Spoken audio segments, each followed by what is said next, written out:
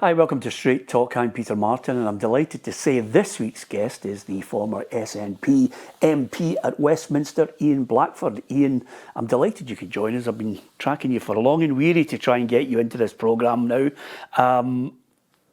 Westminster, brilliant place. I've been there. I see the madness of it. Do you miss it? Oh, in some respects. I mean, it's a poor man's theatre, isn't it, really? But I'll tell you what, I'm delighted to be here, and I'd rather be talking about football than I would talking about politics, Peter, because that's my real love. No, when I was a boy, I wanted to be an MP. Sounds like a kind of strange thing to admit to. Yeah. Actually, when I was elected in 2015, there was a pal of mine I'd put up on Facebook.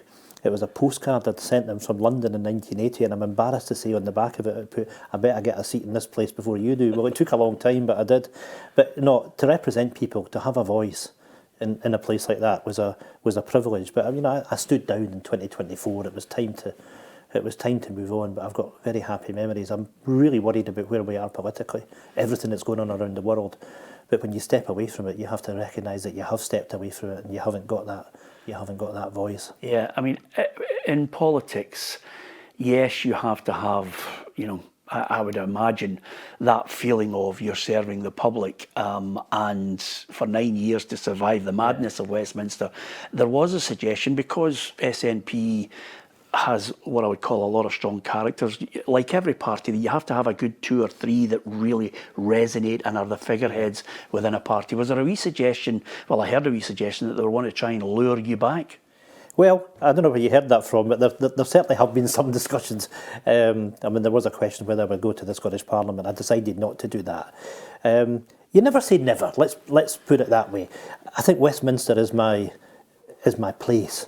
It's where I think I can do a job. And when I was leader, Nicola Sturgeon was the first minister for that whole period, and we were very much a team. I was the support, if you want, to the first minister, and if I could represent constituents but help the cause, I'm a firm believer in Scotland becoming an independent country, us providing leadership for people, showing there is a way out the mess that we're in. And so I never say never that I could go back and play a role, but it's certainly not on the cards today. Yeah, if the Ian Blackford that we know now had the chance to get into a DeLorean and hit the components to go back to a young Ian Blackford setting out with all those dreams, what advice would you give him, especially with Westminster in mind? I think one of the things, Peter, is that when I look at politics today, whether you look at Holyrood or you look at Westminster, you need people that have got experience of life. That they've got empathy with people, they've got all the life skills. There are, sad to say, too many people that go into political life that have become researchers, they've been advisors, they've become members of Parliament, but they haven't got the breadth and depth of experience. And I think we miss that, and that's right across the piece.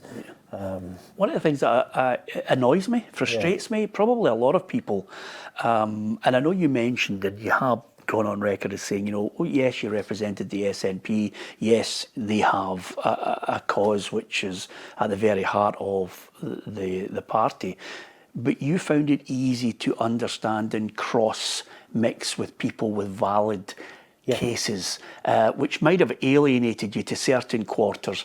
That's something that I think does not happen. I see Westminster as very much it's almost like a protocol. Yeah. And that annoys me. Yeah, I think, it's a really important question that you put. I mean, obviously in Scotland, the SNP's in government, it's got a job to do. At Westminster, you're the opposition. It can be very frustrating being in opposition. Of course, you want to land punches and be able to kind of amplify the case that you're putting across. But crucially, you want to be able to influence legislation.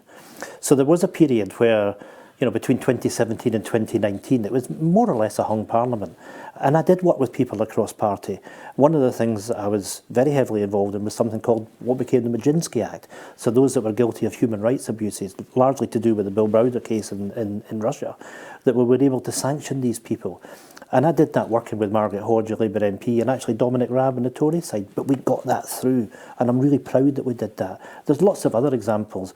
Actually, in a footballing context, this week we've got the 20th anniversary of Nipro Kids, the Hibs charity, and I worked with Stevie Carr and others that were at the charity to get nearly 60 young orphans out of Poland as they were then. They'd been moved from Ukraine, and we got them into Scotland. And I worked very closely with the minister that was responsible in the House of Lords, Richard Harrington. I knew him well, And that was something I was really proud of, that we were able to get these young people to Sanctuary that Scotland and a Hibs charity were really responsible for. That human side, you know, when we talk about football as a force for good, Peter. Yeah. So always remember you're there to do a job, you're there to represent people. Yes, stand up for the things that you believe in, but there are times where you have to work with other people to get things done.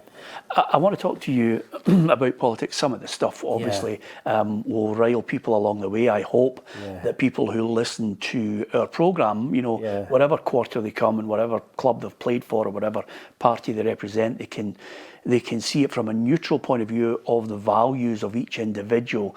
So before I go back to politics, let's talk about football, because the minute you tell everybody you're a Hibbie, then there'll be our programme is very divisive. You're right, they're on you right away. So I'm already a minority. Exactly. How Hibs? Why Hibs? Why Hibs? Well, there is that Hibs song, when I was 5, my daddy took me down to Easter Road, and that's exactly what happened. When my first game was Hibs Dundee, I was captivated by that moment. And you know, I remember as a young boy, particularly if you were lucky enough to go to one of the midweek games, the size of the place, the size of the terracing back in the day, the lights, the players coming out the tunnel, the jerseys. What year was that? That was 66. Right. So I mean, I just missed the Steen era. He had gone by that point. I wasn't old enough to see Hibs Real Madrid or Hibs Barcelona before that. But you know, when I was growing up, you're watching players like Maranello, Cormac, obviously Stanton's in the team, Thompson Allen as the goalkeeper, Willie Wilson, and so on. You know, Joe Davis is the fullback that scored an awful lot of penalties and so on. Even Arthur Duncan came on the scene. Lots of really good players. You hit the point where I think they were. I mean, it's my belief. You might disagree with it. I've spoken to a number of Hibs players of that generation.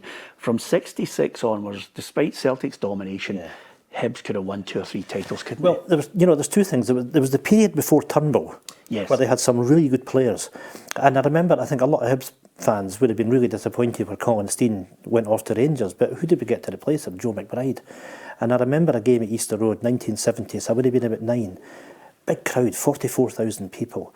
And the only way I could get to see it, there was an old wooden fence at the back of what became the seated enclosure. Hibs were down the slope in the second half, a really, really good Celtic team. World-class Celtic team, really. Joe McBride scored 2 goals down the slope in the second half, and Hibs won 2-0. But I remember, you know, when Turnbull's Tornadoes came along, and I suppose someone that was in my early teens, you probably took for granted. I mean, you could, all these players, so many people could, they roll off the tongue. Herriot, Brownlee, Shedler, Stanton, Blackley, Edwards, O'Rourke, Cropley, Gordon and Duncan. What a team. I'm glad you're able to do that, you know. Aye. Who was the sub? It could have been Hamilton or Hazel. Usually. Yeah, absolutely. But we didn't realise that we were watching something that was so special. And obviously Turnbull became frustrated because they lost in the quarter-final of the Cup Winners' Cup. He began to break the team up. Celtic were just a class apart. Yeah. But, I mean, that season... I mean, of course, I remember going to the Scottish Cup final in May 72. 6-1. Aye, thanks very much. I was trying to find a way... Who scored for Hibs? It was Alan Gordon, I think. It was. Yeah, absolutely. Dixie Dean scored a hat-trick.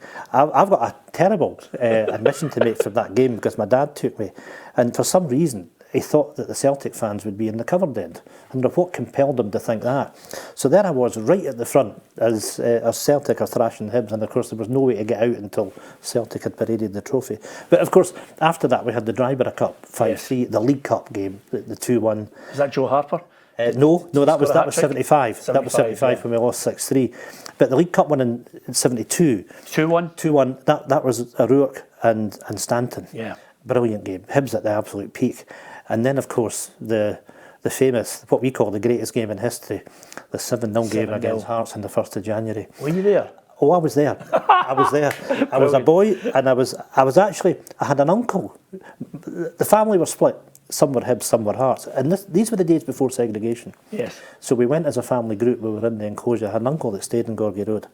And my 2 uncles that were Hearts fans, why they didn't land one on me, because I must have wound them up. Non-stop about it. Over the game, and I still do, in fact. But actually, that's one of the things I regret, Peter, when you talk about all the divisions in society and how football reflects all of that.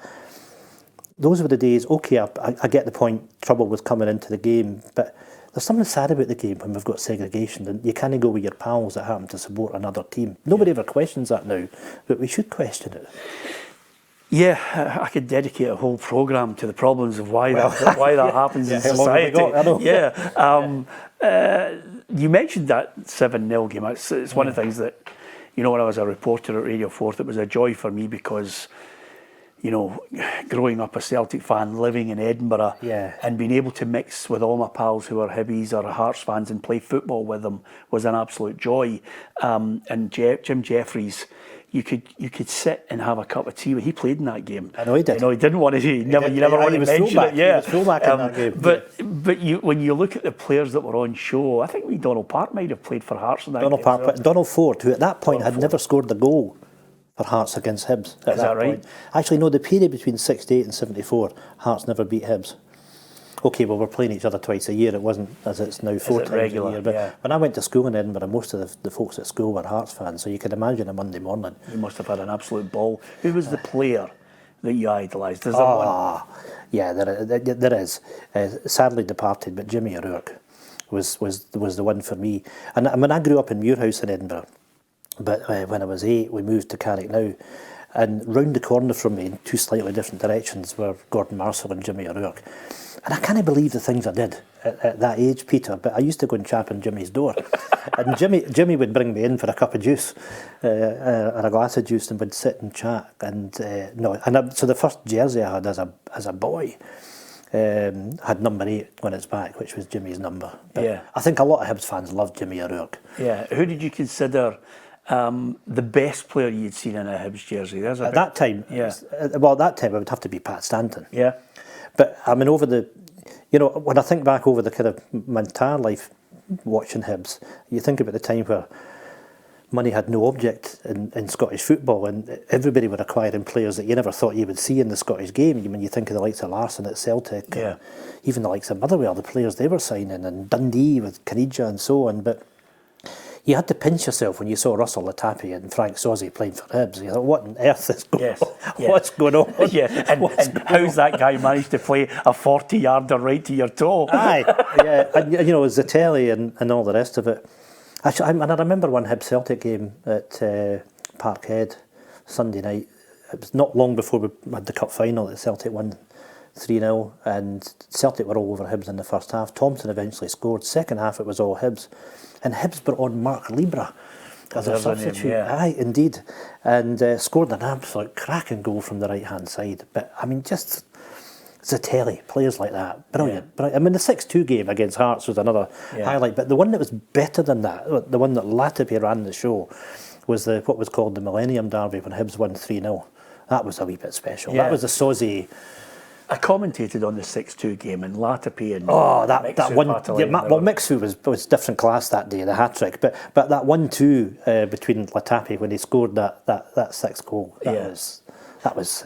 These are all great memories. And you've mentioned you've been through a vintage period at Hibs where they should have won more. You then have rolled into a generation that a lot of, what I would call maybe 40-year-olds would love that Hibs one. And now there's a new generation who have sampled on the 21st of May 2016 a day that will live long in the memory. What are your memories of it? But you have to think about the pain and the anguish that you go through time and time again. You want me to tell you something that happened before it? Go on. Because every Hibs fan I know never lets me forget it. So Hearts are playing Hibs in the earlier rounds. They're 2-0 up. That's right. At Tynecastle. And Twitter is at its peak. So I put out a tweet saying, game over, 2-0 to the Hearts. The wait goes on for the Hibees. The equaliser goes in. They take Hearts back to Easter Road, batter them, and they have been every year. At that day, they retweet my tweet and batter me. But see, before you come on to obviously winning the cup in 2016, of course, there was a small matter of the Hibs Hearts Cup final. And we weren't the best team in the world at that point, let's be brutally honest. You only had about 400 loan signings in the team. I mean, it was a revolving door. But one of the things about that experience for me, I mean, I came away kind of shaking my head that, okay, we've lost. And for any Hearts fans that are watching the programme, it actually really doesn't hurt. It really doesn't hurt. But the thing was, I mean, you and I are friends with Shireen Nanjiani, and I used to do the Shireen programme quite regularly at that moment. It was on a Sunday morning. We used to start with the paper round. And I got in and the producer looked at me and said, we're going to have to start in the cup final and you're doing it. And I thought, oh, you're having me on. But at the end, I think people that knew me thought I was probably being ungracious. Those that maybe didn't, because I couldn't bring myself to say the name. At the end I said I would like to congratulate the victors, which is as far as I could take it. But anyway, to come on to 2016, of course we've been in the cup final, League Cup final, against Ross County. And that was also an interesting one for me because I was the MP for Dingwall. And I remember the paper in Sky, the West Highland Free Press, said to me, "You'll be wanting Ross County to win the cup." I said, look, to use the words of the late great Laurie Riley, I was born a Hibee, I'll die a Hibee. And of course they splashed that across the back page of the paper. But so we lost that. That was a sore one. We lost out on promotion because we were in the first division. Yeah. I've got to be honest, I had no expectation of Hibs lifting the cup that day. No expectation. No confidence? No, I just didn't see it coming. And funnily enough, usually when I've seen Hibs win the cup, or let me do it another way, all the cups I've seen Hibs lose have usually been in the main stand, but I was in the opposite stand for that game, where I actually was in 91 and in 2007 when Hibs won the League Cup. So there's maybe, I don't know, don't believe in superstition, but maybe there's a lesson there. But it was the weirdest sensation at the end of the game, because you're kind of standing there thinking, did that just happen? Yeah. There were so many. I mean, apart from obviously, you've got loan players. You've got Stokes, who's a quality finisher. Yeah. You've got Henderson in there. You've got Gray, who's always going to be a legend. Yeah. But there were players in that side. John McGinn, phenomenal. Yeah, great player. Yeah, Fivey was playing well at that point. Yeah. Cummins, of course, the rascal that he is. Bonkers. But and actually, I think by Stokes' own admission, he didn't have a great time at that spell at Hibs, but it came right for him that day. And of course, the legend that was Conrad Logan in goals. Yes. I mean, you couldn't make that story up when you saw him coming out for the semi-final. Which prompted Ruffy to think he could make a comeback because he's seen the size of him. Well, I'm not perhaps as slim as I'd like to be, and some of my friends actually messaged me saying, "My God, we thought you'd actually taken to the park." But by the way, he did the job. Oh, unbelievable. I mean, what a game he had against Dundee United. Yeah. Absolutely inspirational. And what he did at the penalty shootout, he psyched him out of it as much as anything else. Was there a day, I mean, are you an emotional person?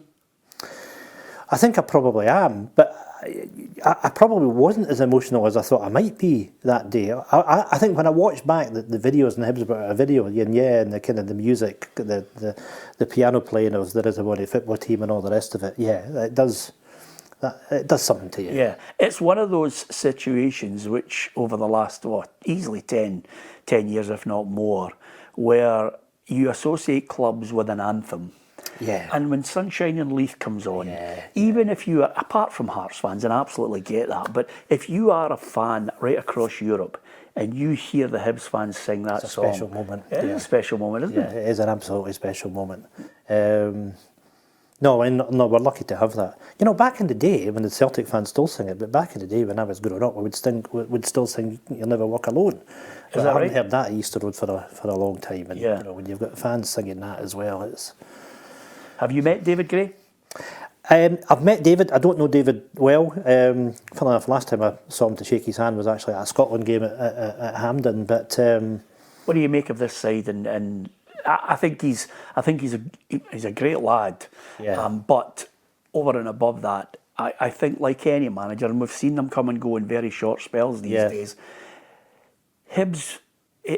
Maybe not through choice, but got lucky in just giving him the backing. So, I mean, I remember when he became the manager, and I watched a couple of interviews that he did, quite lengthy interviews. And, I mean, I don't know the guy. Yeah. But I thought there's a real structure to him.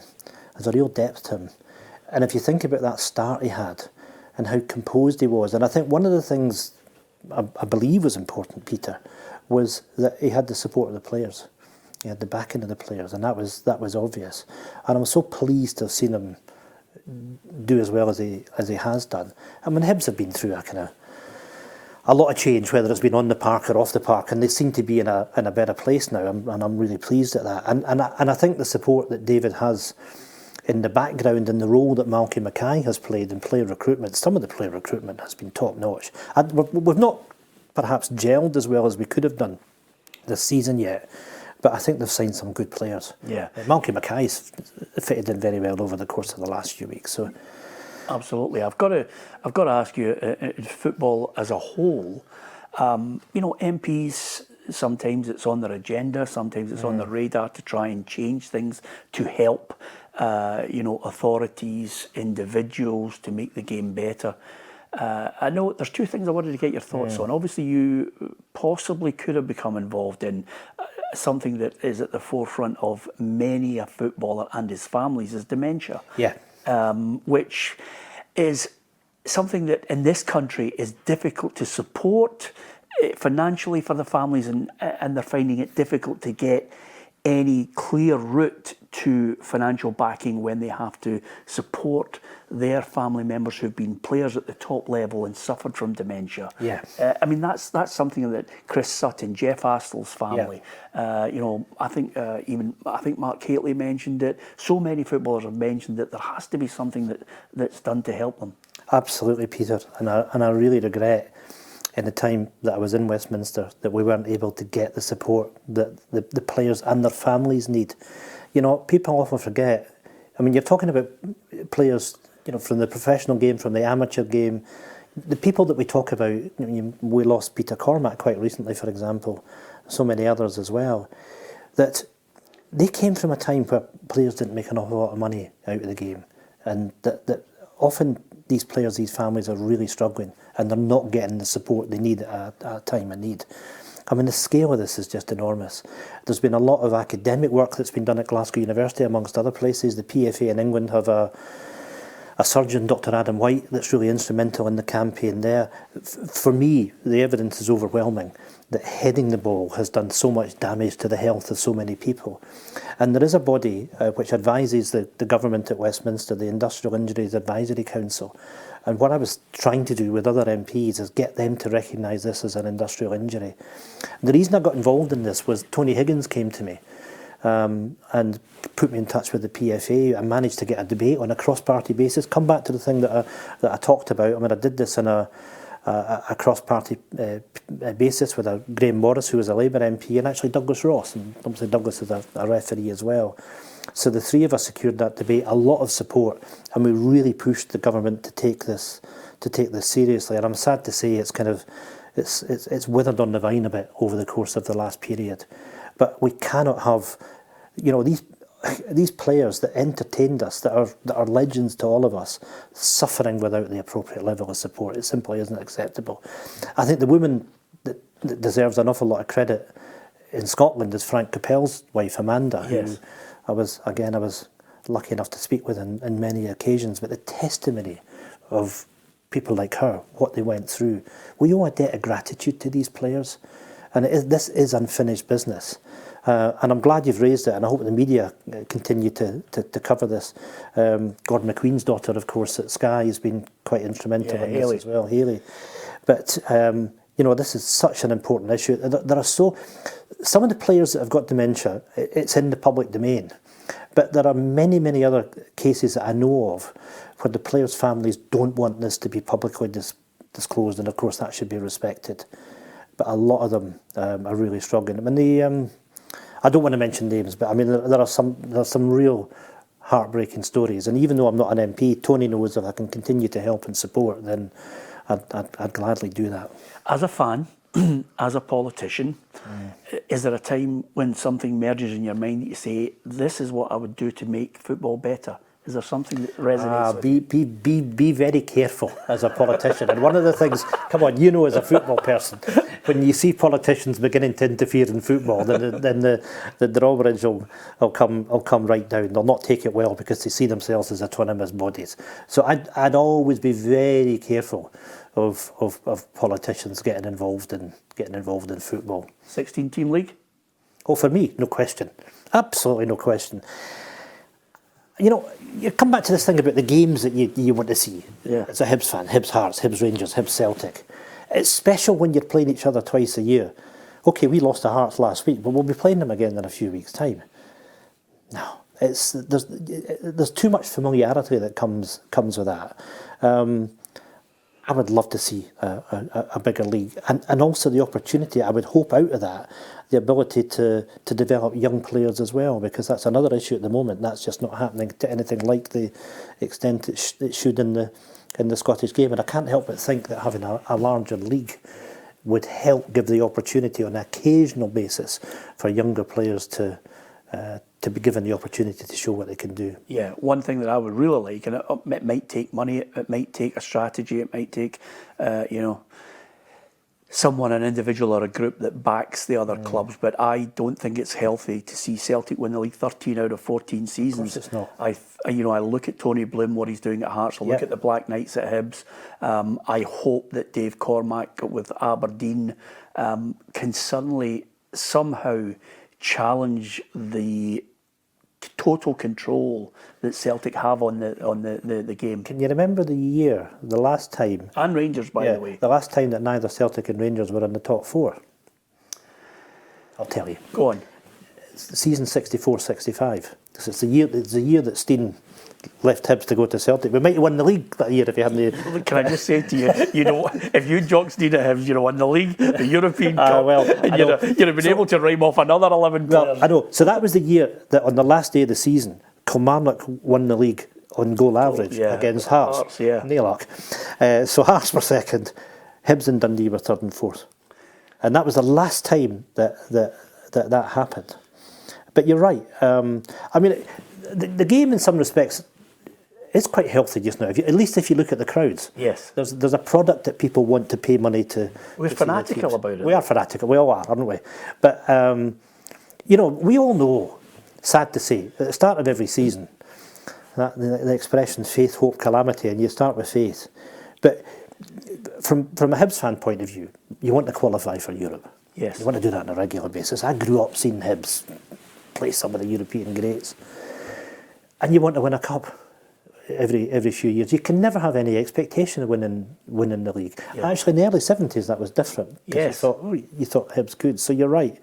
But I mean, the economics of it are such that the gap is just enormous. I know it sounds like a broken record. I want to go to games and see two teams go and you don't know what the outcome's going to be. Yeah. And that is something that I think I'd love to see the change in Scottish football. And that might have to come with money. It may well be a Jamestown Analytics. It may well be a head of recruitment who's suddenly got a window of 1 or 2 years with a great manager that can do it. The ownership of a lot of clubs has changed. It can be good or bad. We could spend a lot of time talking about that as well. But there's obviously more investment that's come into the game. The stadiums, I look at my own club, Hibs, and I look at the stadium, look at what's happening with the Black Knights and so on as well. But there's a number of clubs that have been prepared to invest to try and get European football. So whilst I don't see anybody overtaking Celtic and Rangers being 1 and 2 at the moment, I know there's been some talk about it, but at least the gap is narrowing to some extent. And you would like to think that, one of the biggest frustrations for me, Peter, is when you look at the European coefficient, it's an embarrassment. Yes. I want all our clubs to do well in Europe because we've got to do better. Because if that happens and you're bringing money into the game, then you'll attract better players. Look at Midtjylland, from a small place in Denmark, but a regular competitor in the Champions League. Yeah. And contrast that with where we are. We've got to do better. And this year, Hibs did well to a point. Yep. You could say we were unlucky. But my goodness, Scottish teams in Europe, oh dear. I'm going to slowly ease back towards politics with a transitional question that I think, it's not necessarily, touching on the subject of independence. It's touching on the subject of Scotland as a nation. Yes. We want to see Steve Clarke do well. We want to see lots of players coming through who've got those natural skills that probably you and I took for granted when we were watching great players. Yep.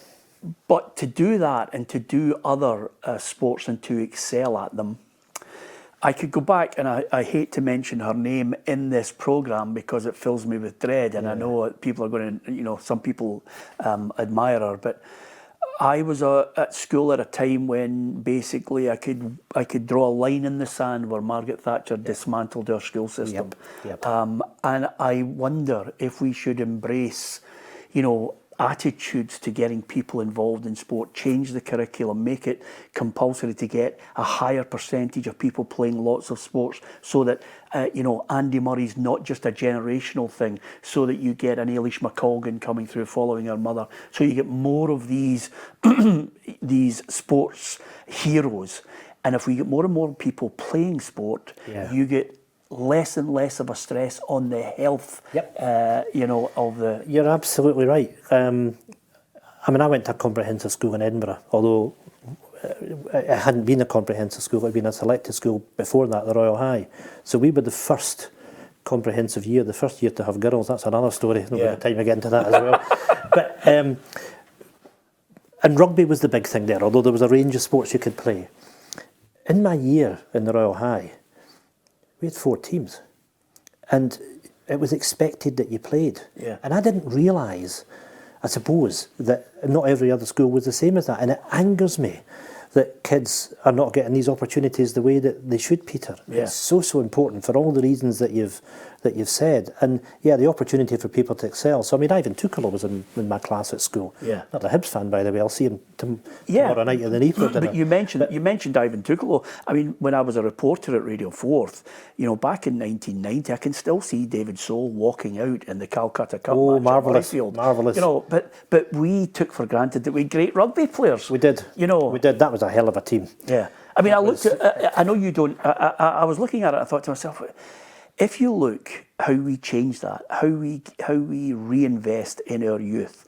I looked at the life expectancy for people in Australia. So people who embrace sport, 85.1 for females, 81.1 for males. In Scotland, our life expectancy is 76.8 for males and 80 for females. Yes, but when you dive into these stats and you look at the difference in life expectancy between the East End of Glasgow and the West End of Glasgow, you're talking about up to 10 years for males. And there was a report done way back in the 1970s by David Player on what do we have to do to improve life chances, called Born to Fail. And sad to say, a lot of the things that were in that report in the 70s are still as prevalent today as they were now. As politicians, you've got a responsibility to tackle these things. You can talk about, some of the things that will happen in first minister's questions and so on, but it kind of spectacularly misses the point in terms of the big issues. Too many people are dying too young in Scotland. Too many people suffer from ill health. We talk about the strain that there is in the National Health Service, but it's bad health and lack of an active lifestyle, which is not the fault of the people. It's the way that society has developed, has created that, and of course that has to be absolutely challenged. Now, here's a slightly controversial line because obviously lots of people in the area of the west of Scotland, were forever Labour. And I make no apologies for many of my family who were Labour supporters. My dad, from the day and hour, I was born, all I could see from him, he was an SNP supporter. So there's a real mixture across. I didn't know anybody who was a Conservative supporter in our area. But that's not to say elsewhere people's politics favours Conservatives. Of all the parties, I'm asking you right now, independence may well be the mantra and the ethos and what the SNP want.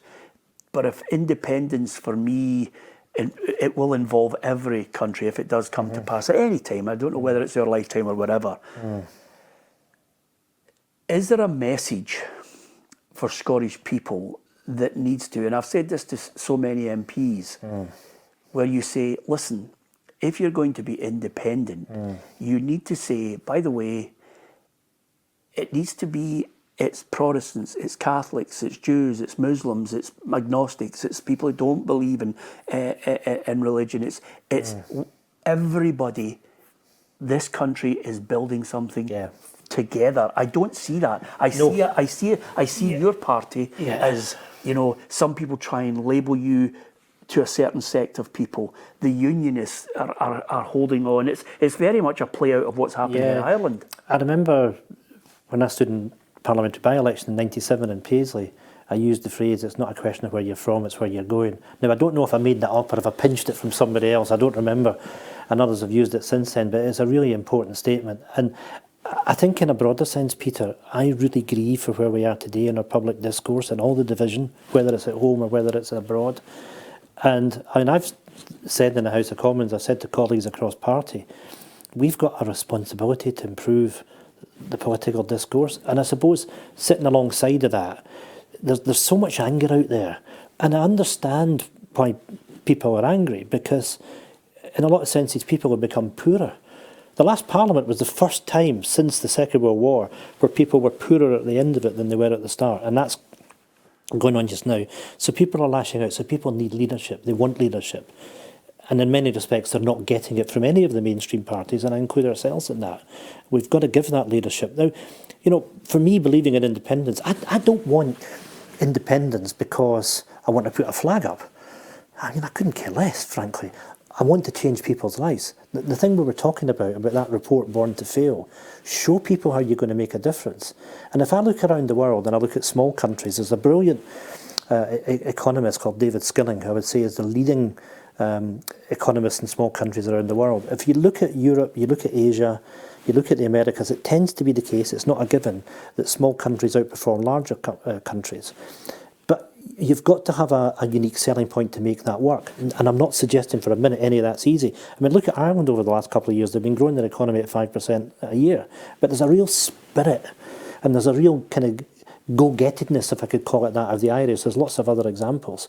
We've got to take responsibility for ourselves. I don't mean that in terms of independence, but it means as a people. You know, we've got such an opportunity with green energy. We've got outstanding academia, outstanding universities, but we don't monetize that in terms of the creativity, in terms of the spin-outs, get the finance behind it.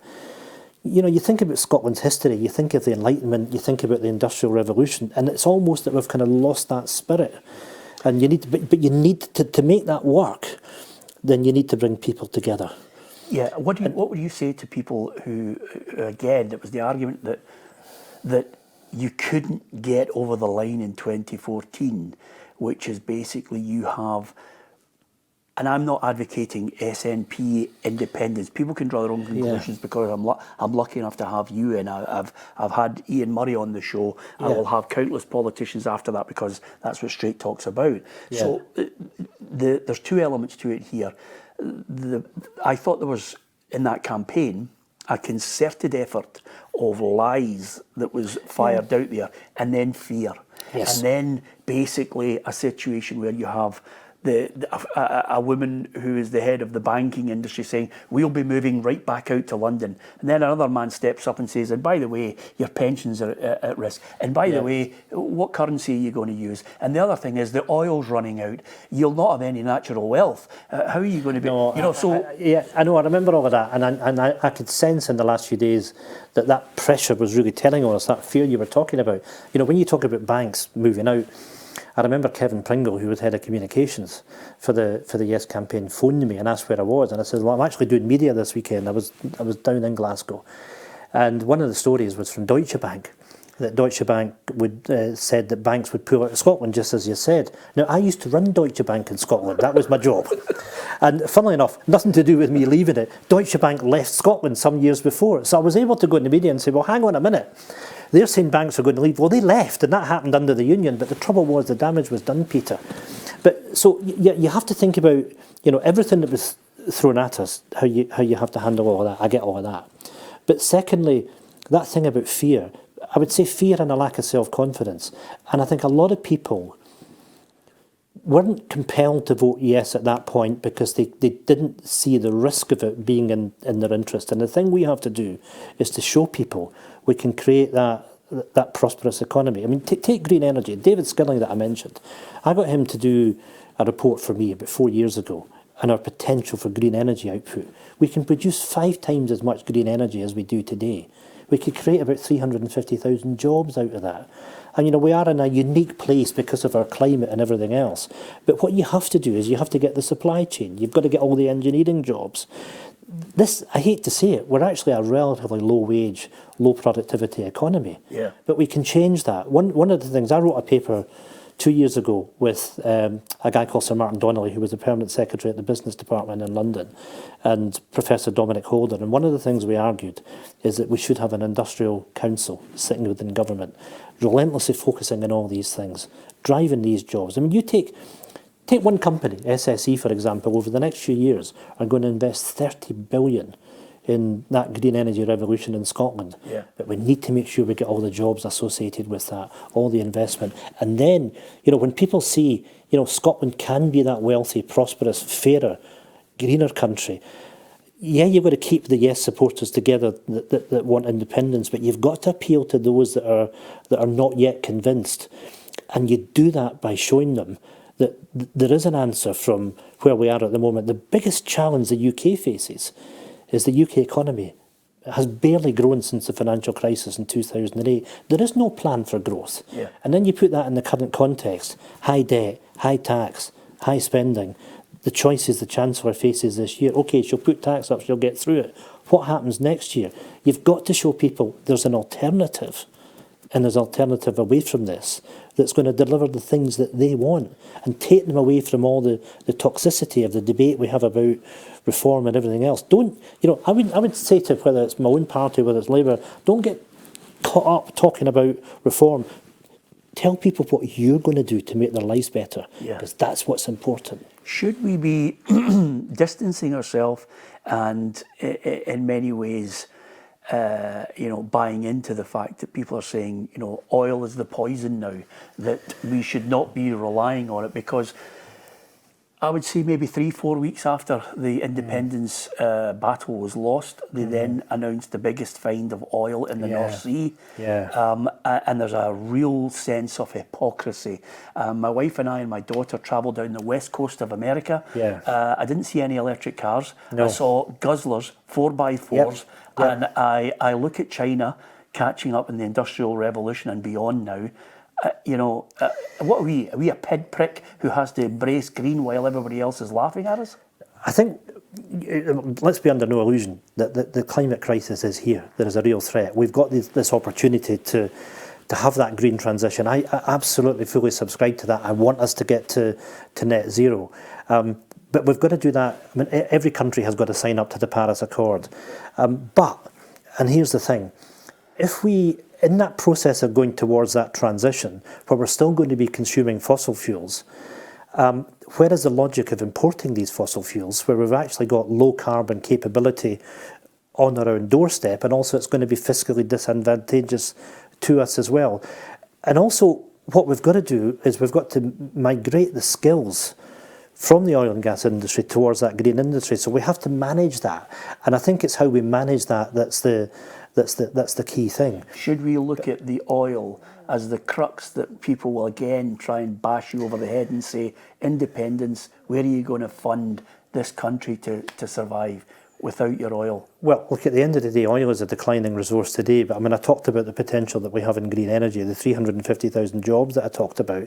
When I think about our universities, you know, we actually do get more spin-outs from Edinburgh, Glasgow and Strathclyde than they have from Cambridge, but here's the but, they're smaller.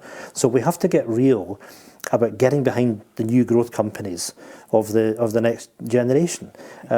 Where are we in that journey to net zero? I mean, we've got Sumitomo coming manufacturing cables in the Highlands, for example, for the green industry. We need to make sure we've got turbine manufacturing, and there are possibilities of doing all of that. You said that everybody, you mentioned something, you said, yeah, but everybody has to come and sign up to the Paris Accord. No, they don't. They go there, they get their photograph taken in a nice suit, and then he goes back to America and he said, well, we're not buying into it. Well, there is a problem with Trump. Let's be absolutely clear about that. But look around us. Look at what's happened in the west coast of the States. Look at how the climate's changing. You can see it, you can feel it, you can sense it, and we've all got a responsibility. What we can't do, I mean, if you look at what's happened, I mean, we, to some extent, in the shift away from coal, what's happened to the steel industry, all we've actually done is we've exported that carbon elsewhere. So we have to be honest about what that has meant. I want fossil fuel industries to decline in importance over the coming years, but we have to manage it in an appropriate way. We're still going to require oil and gas to some extent, but let's ramp up our capability. You know, one of the things, we talk about wind, we very rarely talk about tidal. Tidal is an area where Scotland can excel. And that is something which is not quite 24/7, 365 days a year, but it's not far off it. Yeah. So it gives us that base load capacity, and it can be done at an affordable price. So there's all sorts of things that we can do that will give us a brighter future. Okay, this next line will probably, I'm not suggesting for a minute it will anger you, but from my point of view, I look down through the years about people who have charisma, character, personality, drive, a goal. They are great orators. They have the ability to take people through almost Moses-like through the water. And I'm saying your chance is gone. You had Alex Salmond, who took the SNP on a journey to the edge, didn't get it over. You had Nicola Sturgeon, who was for many people, a really, really popular First Minister who had that charisma, who had the backing. Yes, there were people who didn't like her, but I don't see, and no disrespect to John Swinney, but I don't see a John F. Kennedy, a Tony Blair, a Martin Luther King type of person that can lead you guys to the promised land. So I think, Alec was of his time, but it took us to a certain level. He had his strengths and his weaknesses, and I'll leave it at that. Yeah. But Nicola, for me, was an inspirational leader, not just at home, but I think about how she led the country through COVID, not just respected here, but right across these islands, people watching her press conferences around the UK, but also internationally. She was a figure on the world stage. So, you don't get people like that come along too often. I think she was the exceptional politician of her generation right across the UK. We've got some good people, we've got some good ministers. John has the phrase that's often used, had to steady the ship, show he can lead us into the next election next year. I'm hopeful, I'm confident that we will win that election next year, and we have to kick on. See who's going to be elected into the Scottish Parliament. Some ex-colleagues that were in Westminster, some really good people. People like Alison Thulis, for example. Stephen Gethin's moving up from Westminster, and so on and so forth. So the talent is there. But I think it has to be more about the team, and it has to be about the message and the vision. Yes, having a charismatic leader is important, but get the message right, get the vision right, and show that you're worthy of the respect of the people. And I think that's something that John is very capable of doing. Do you think there will be independence in your lifetime or in the next 20 years? I'd always say when the people are ready for it, but I think what we've got to do is actually complete the offering, show people that they'll be better off. You talk about all the energy. There should be a benefit from people for that. It ought to deliver lower energy prices. It doesn't at the moment. We could debate the reasons for that. But there also has to be community benefit, particularly in the Highlands that I represented, as a consequence of that. So I think there's more to do to excite people, that we can show them that there is an alternative. When they get that, Scotland will become an independent country. Is it 5 years? Is it 10 years? I don't know. But let's make sure that we do our job to put across the message and the vision on that. Do you see similarities with the battle and the change and the evolution and the coming together of the north and the south of Ireland, and the impact of Brexit on that country to what could happen in Scotland? Well, I do, and I think one of the things I'm just so pleased about that we have in the island of Ireland is the Good Friday Agreement. After all the rancour, the division, the killings that went on, that island was able to get to a position of relative peace, because it is relative peace. But it does show how you can bring people together. It was interesting when I was in Parliament, the issue of language. In Scotland, the Gaelic language belongs to everybody. It's not a party political issue in the Gaelic College in the Isle of Skye.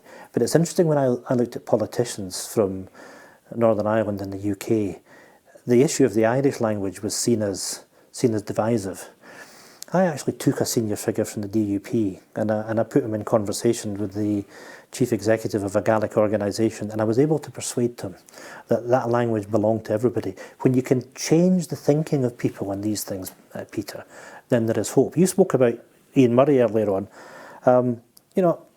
some people on my side probably would regret me saying this, but Ian's a friend. Why shouldn't you have a friend as someone that actually takes a different position on the Constitution? And I would hope that whether it's me or Ian or other people, that we can actually go and debate the constitutional issues, the issues of Scotland's future, but to do it in a respectful way, not in any bitterness or rancour. Yeah. Because that's what the people... One of the things I did in the referendum, funnily enough, is I had a debate in the Hibs club. It was myself on the yes side and Simon P on the no side. And again, Simon and I are friends, so I can see you smiling. But again, it was a respectful debate. Yeah. Because that's what people want. Yeah, I mean, listen, from my point of view, I'm lucky in the sense that, I stayed in America for a short time. I witnessed the racism there when I was a young kid. Yeah. I was brought up in the west of Scotland where sectarianism abounds. And I lived in Edinburgh where I would probably say that there's more a problem with a class situation than anything absolutely. else.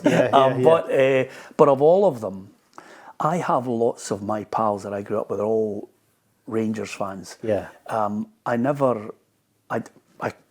Maybe I'm unique. I watch football for football's sake. Yeah. And I have lots of pals who are Celtic fans, and I am lucky that having lived in Edinburgh for 12 years, I have lots of great Hibs and Hearts pals. Coming together is the key to everything.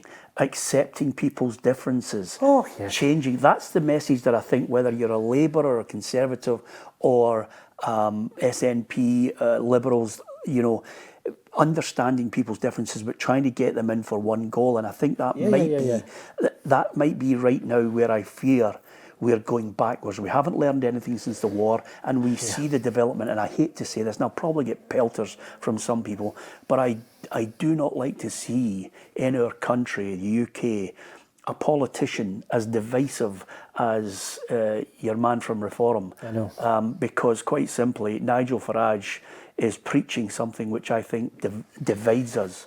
And Brexit did an awful lot of damage, and I hate to say it, at that time with Boris Johnson as the Prime Minister, and the language that was used in the House of Commons. I remember when he was talking about no deal, and he was talking about those of us that were on the other side, and he was talking about collaborators and no surrender and things like that, and the whole atmosphere just changed.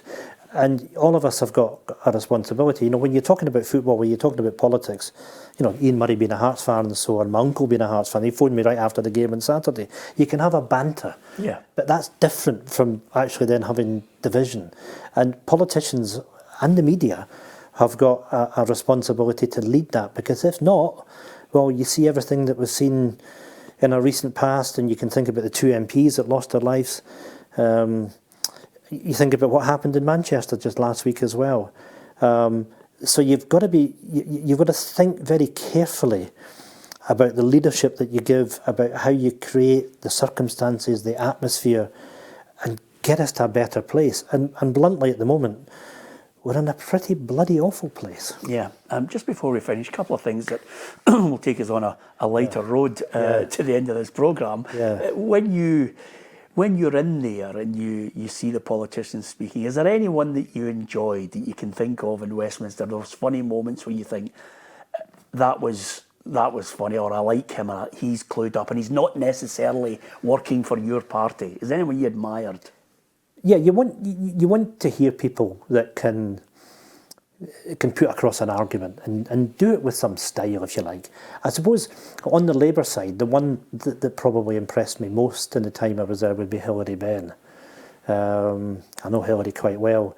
And on the Tory side, rascal, and he's got his own faults, I suppose, like all of us have, would be Michael Gove. And Michael was largely responsible for me having the moniker of the humble crofter.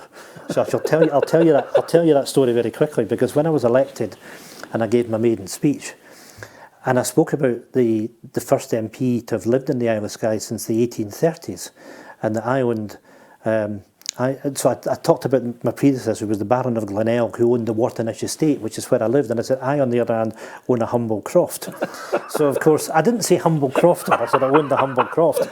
But, of course, Michael then made mischief in that, and he's summing up, and that was that, the damage was done. I thought, oh, heavens. Yeah, absolutely. So, with that in mind, I looked at my favourite politician of all time is not an SNP Right, who is it? member. It's Tony Benn. Oh yes, aye. And the reason why I loved It's Tony funny Benn, I said Hillary as the... yeah, well, yeah. you said Hillary, but the reason why I loved Tony Benn is because my best pal since I was 4, and I said to him, listen, I've got tickets. Get your dad. Yeah. We're going to the Playhouse in Edinburgh. Yeah. We're going to see Tony Benn. Yeah. And Tony Benn came out. There was a table, a cup of tea, Yeah. a chair, Yeah. and he stood up and he said, I'll take any question on any topic and I will answer. Yep. And he flowed for 2 hours. Yes. Yeah. And I thought to myself, now, you think about the politicians who can't answer anything straight, who can't tell you the way it is. He dealt with international politics. Oh, he was a class act. He was a class act. unbelievable. But and, you know, you think in the past, you think of the kind of John Smiths, you think of the Neil Kinnocks, for example. One of the things, you know, talked about career politicians, and people are always on message. I used to have a bit of a laugh with my press and communications team because they always wanted to give you a briefing before you did the morning media round. And I said, no, I'm not in. Peter, you've got to be yourself. Yeah. Because if you end up saying, oh, I've been given these lines and I've got to say them, it's pathetic. And you know, everybody can see through it. At least try. I hope I've always tried to answer the question. Did you try and have that flexibility and that freedom to let your mind down? I did. And there was very, very odd occasions would say to you, they'd say to me, look, you know, it's really important in terms of what we're looking to try and do, that here is the message we're trying to deliver, and I kind of grudgingly say, oh, right, okay then. Yeah. But you need to, you're not going to get asked to go back on whatever programme it is if you're just being an autonomous and you haven't got the ability to answer the questions. I watched Debate Night this week. It was awful. Yeah. Because, you know, you've got to be able to think, and people are too scared of getting a headline because they've said something inappropriate or whatever. Yeah, of course, there's got to be discipline in political parties, and particularly when people are on the front bench.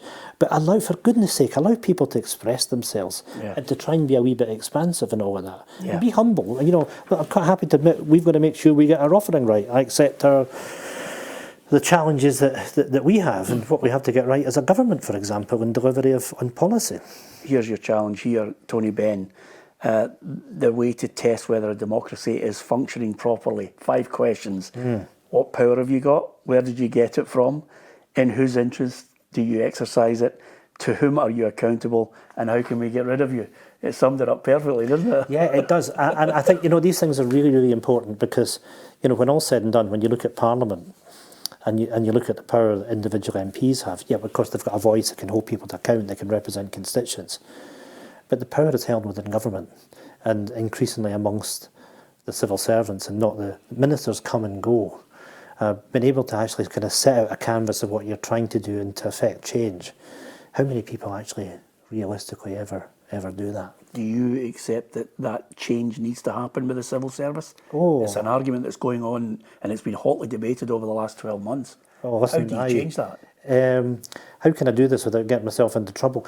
You know, I mean, I talked about the paper I did on industrial strategy, the Industrial Council. Hamza Yousaf was the First Minister at the time, Neil Gray was the Minister, and they both wanted that paper to be implemented.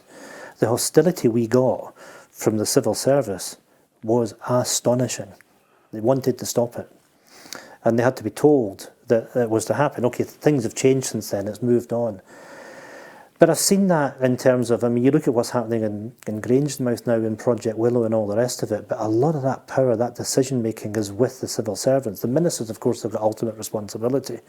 But civil servants, you know, particularly when you get close to an election, the civil servants will try and limit the influence that a minister has and the ability for a minister to be effective. Yeah, and with that, and I've been quite polite. I know you were being diplomatic about it, but listen, it's going to take a lot of people to try and change that structure, that power differential. Can I tell you a wee story in that regard? I'll not mention who the minister was in Westminster, but when I was trying to get support for Tidal. And I spoke to the Cabinet Secretary at the time, Tory Cabinet Secretary, and he looked at me and he said, can you go and speak to the Prime Minister? He said, you've got more chance of persuading him than I have. And I'm kind of looking at him thinking, I'm an opposition MP and you're just telling me the Prime Minister doesn't listen to you. Sums it up perfectly, doesn't it? The voice of, there's many voices, and you've obviously talked about your maiden speech, and I'm sure there's countless speeches where you've witnessed in the chamber. Got chucked out of Parliament as well. Yes, you get chucked out as well.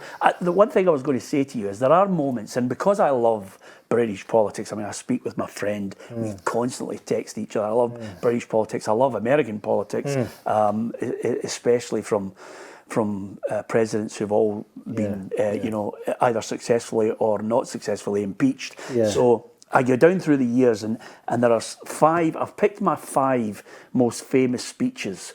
Okay. Some I witnessed, some I didn't. I mean, Winston Churchill's "We shall fight them on the beaches" is up there. I wonder if you can have a go at the other 4, which are in your lifetime, that I looked at it and I watched it from the minute he stood up to the minute he sat down. I wonder if you might have Kinnock's one where he took on militant tendency at the Labour conference, because that was quite a moment. I would say John Smith, where he eviscerated the Tory government.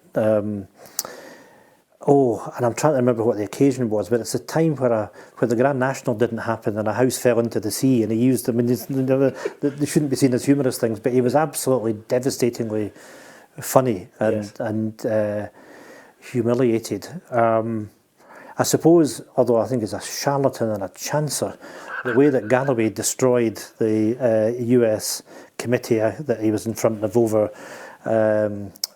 Iraq and oil trading. That is legendary. Yeah, I mean, that was quite astonishing. They just weren't ready for him. In the Commons, do you want me to give you the 4? Go on then, yeah. So we've got Winston Churchill, which I think, you know, like him or loathe him for some people in his history. Geoffrey Howe. Oh, yes, his demolition of Thatcher. Yes. Yes, which is up there. Yeah. Robin Cook's resignation over yeah, the Iraq War. That was the next one I was going to mention. Yeah. Dennis Skinner, Dodgy Dave, which for me is just a brilliant play on words. You know, when I first became leader, and we shared the front bench with what was called the ex-coal miners bench, and so Dennis was on that. So I knew Dennis in that period quite well, and he was good company and very funny. Yeah, absolutely. I thought he was fantastic. Actually, I'll tell you something funny. When I got thrown out, because I mean, the Speaker made a bit of a mess of that, to be quite frank, and I'd been named and asked to leave, and I'm still standing my ground. Yeah. And it was one Explain why you were asked to leave. Well, it's because they were grabbing powers back from the Scottish Parliament, and I effectively moved a motion that would have forced the House to divide. I was right in doing what I was doing, and the Speaker said, we can take this at the end of Prime Minister's questions, and I refused.